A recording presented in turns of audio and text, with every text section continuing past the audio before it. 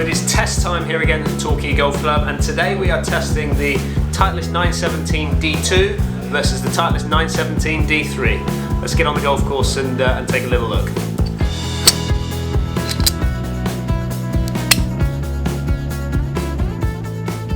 So I'm quite excited to test these two clubs because you know, I've been using Titleist drivers now for probably about a year, and I have been through a fitting previously to sit me into a D3 head because I'm quite a high spinning player, so I needed something with a little bit of a lower spin.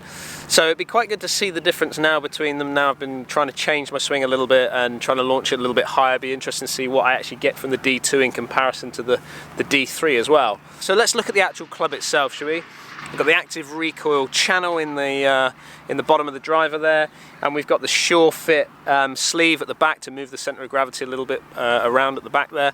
So for this particular test, I've got it set up in my normal position, which would be A1 9.5 with a slightly draw bias in the sleeve at the back.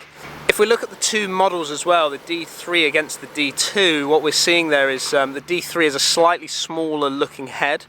The CG slightly further forward, and if we look at the D2, we've got a slightly bigger looking head, and CG moved a little bit further back. So D3 being slightly deeper in the face to try and keep the spin numbers down, and the D2 being slightly shallower in the face, again to hopefully help with those spin numbers. So earlier on I went into the indoor studio and got some numbers on both the drivers. Let's take you back to the studio now and have a little look before I get back on the golf course.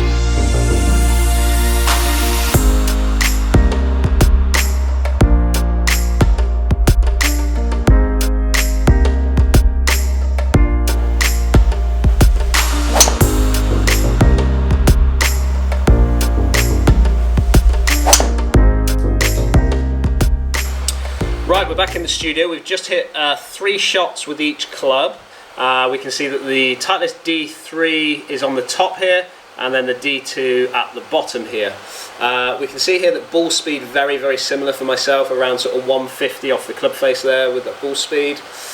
Launching the D3 surprisingly slightly lower. I'm going to put that down to a little bit of a strike on one of them that's probably brought the averages down a little bit. I would expect to see the D3 launching slightly higher and spinning slightly less, and the D2 launching slightly lower and then maybe spinning fractionally more, but that again, strike plays a massive factor in this. You can see here my spin numbers on average, I'm around sort of 2.9 with the D3, and D2 around sort of 3.2 to 3.3. Exactly what I would expect to see from those two drivers. Remember, these are set up in exactly the same way. You can see here peak height, see around sort of 34 with the D3 and then 38 with the D2, and then carry distance we've got an average of sort of 250 carry with the D3 and a 245 carry with the D2, but getting one out there at sort of 252, so it has got that potential to get out there a little bit longer. So 3 shots hit with each club done. You can see from the numbers that the spin numbers are quite a little bit lower in the D3 in comparison to the D2, which is exactly what I would expect to see. Not a great deal of difference, what, 5 yards on average carry wise, so not a great deal of difference in the two from there. Both felt very, very similar off the club face. But let's get back onto the golf course and see what's actually happening out there, shall we?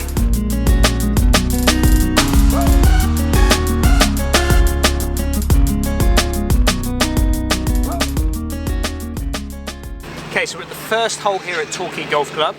We're going to have a little test on the golf course now, and the first ball that I hit is going to be with the Titleist D3 driver, and that's going to be with the white Titleist ball. And the second driver I'm going to hit is with the D2 driver, and that's going to be with the yellow ball. You know, we've seen the numbers.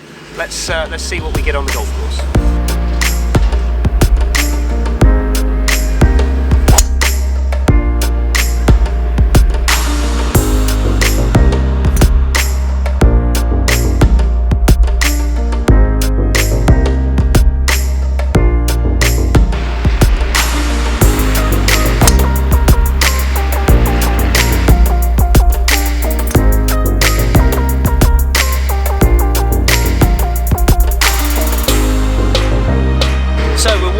First hole now. The launches on both of them were very, very similar. I started the first one, the D3, I started that out maybe a little bit of centre, and just drew back a little bit. And then the D2 probably I started it a bit further right, and that still drew back as well. So very similar flights and similar heights. Possibly the D3 maybe launched just fractionally higher than the D2, but not that I could see a massive amount in that. And could I see anything different in the spin numbers? Well, I don't feel it, I don't see it. But obviously we're wandering down here now. We're going to hopefully see maybe the difference between the two drivers, if there is a difference. For me personally, I still prefer the look of the D3 over the D2. Not that I don't like the D2, I just prefer the look of the D3, and that's for you guys to get out there and test yourselves. You could see from the spin numbers that we got from the studio that the D2 is spinning just that fraction more, which is what we expect and what Titleist tell us that we should expect from it. But anyway, let's get down to the fairway and take a little look at these golf balls and see which one, if any of them are better.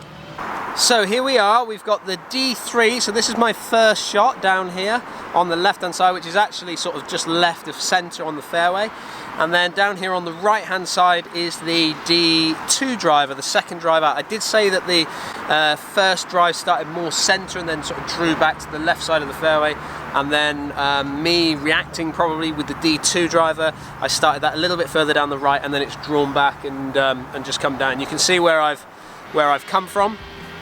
So test done. D2 probably just got the D3 by maybe 5 yards.